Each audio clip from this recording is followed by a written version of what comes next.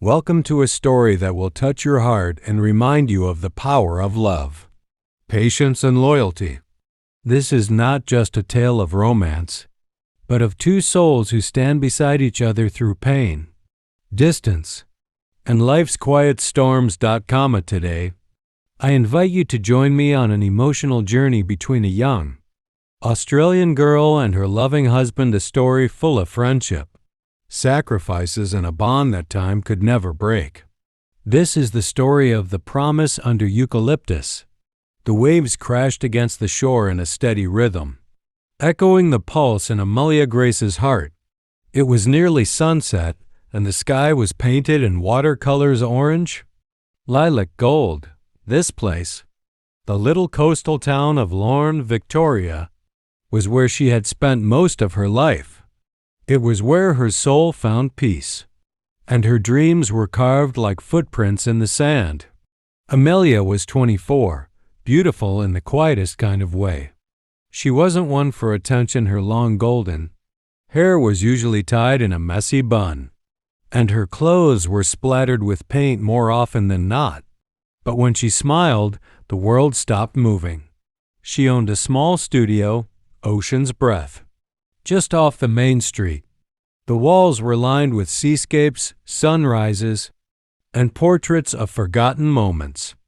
Every brushstroke she painted came from a deep, wordless place inside her, a place she rarely let anyone enter. Until Ethan.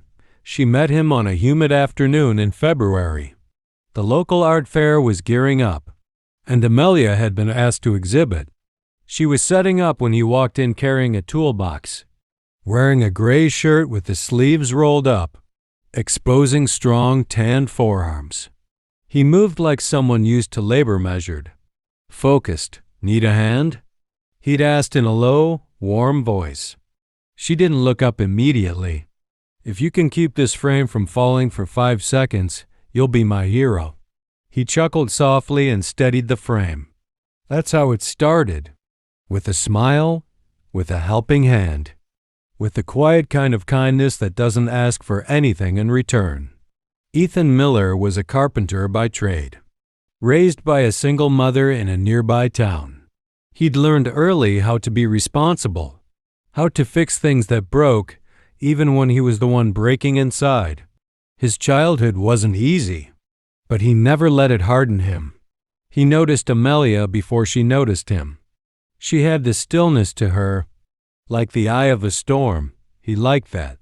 He liked the way she focused so completely on her canvas, how her fingers danced across color with a quiet intensity. After their first meeting, he made excuses to visit the gallery. "Your front step's loose, I can fix that. Your paint shelf sagging. Let me install a brace. You probably need help hanging the new canvas, it's huge." At first, Amelia thought he was just being polite. But one day, she offered to pay him, and he refused. "I'm not doing this for money," he said simply, his eyes holding hers. That was the moment she knew he wasn't like anyone else. Their friendship grew like vines, slow, intentional, wrapping around the spaces of their lives. Every evening he walked her home from the studio. Sometimes they talked about their dreams. Sometimes they didn't talk at all. He learned that she loved thunderstorms, hated olives, and was terrified of being forgotten. She learned that he read poetry late at night, even though he worked with his hands. He confessed once, "I like words that last longer than wood." One night, under a sky full of stars, Amelia reached for his hand. He looked down, surprised, but didn't let go. "I feel safe with you," she said. It wasn't the grand confession of novels, but it was real. Ethan squeezed her hand gently. "That's all I've ever wanted to be." They were married under a eucalyptus tree in spring. The air smelled of lemon blossoms and the ocean hummed in the distance.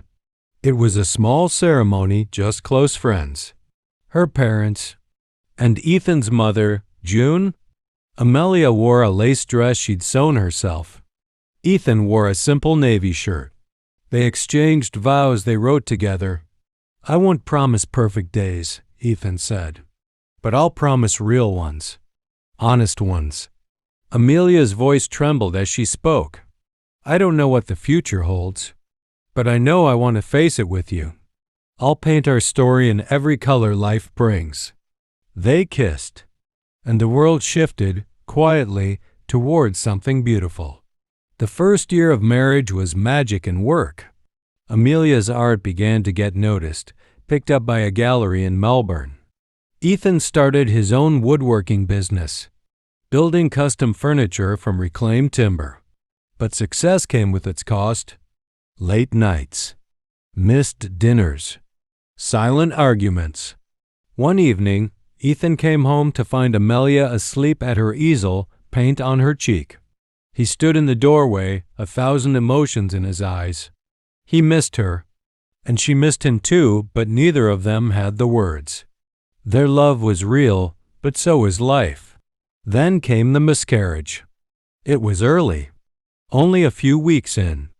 But Amelia had already imagined the nursery, the lullabies, the life inside her. Losing it broke something she couldn't name. She cried for days. Ethan held her, cooked for her, canceled work for her. But she pulled away. "I feel like I failed," she whispered one night. "You didn't fail," he replied. "You bled, and you broke, and you're still breathing. That's strength." But her silence lingered. The studio lights stayed off for weeks. Amelia couldn't bring herself to paint. Every canvas stared back at her like a ghost of the life she lost. Ethan tried not to press her. He busied himself in the shed, hammering quietly, building cribs he never finished. They were both hurting, just in different ways. One night, over untouched plates of pasta, Ethan finally spoke. "Talk to me, Mel." Her eyes stayed on the table. "I don't know how," she whispered. He reached out, touching her hand gently. "You don't have to have the right words. Just let me in." Tears spilled from her eyes, silent and slow. "I feel like I disappeared." "You didn't," he said firmly. "You're right here. And I'm right here. I'm not going anywhere." It wasn't a magical fix, but it was the first time in weeks they fell asleep holding each other again. With time, Amelia returned to her easel. Not with landscapes, but raw emotion. Her first painting after the loss was titled "Empty but Breathing." People came from all over to see it. Her work became more vulnerable, more honest. And in that honesty, she healed. Ethan's business also grew. He was asked to furnish a boutique resort. And though the work was demanding, he made it a point to come home by dinner. They weren't just surviving anymore, they were learning to live again.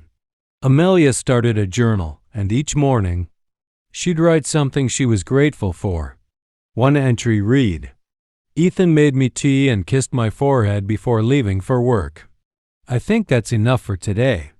Loyalty wasn't always grand. Sometimes it was quiet. It was presence. It was showing up again and again. One morning, a letter arrived from Sydney. A renowned art residency had accepted Amelia for a 3-month program. It was a dream come true, a chance to grow, network, and explore. But it meant leaving Ethan behind.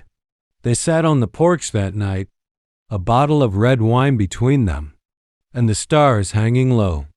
"I don't want to lose what we've rebuilt," Amelia said, voice tight.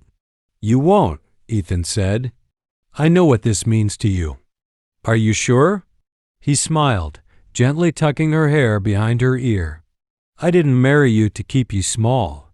Mel, go, create. I'll be right here when you come home." That night, she wept in his arms, not out of sadness, but gratitude.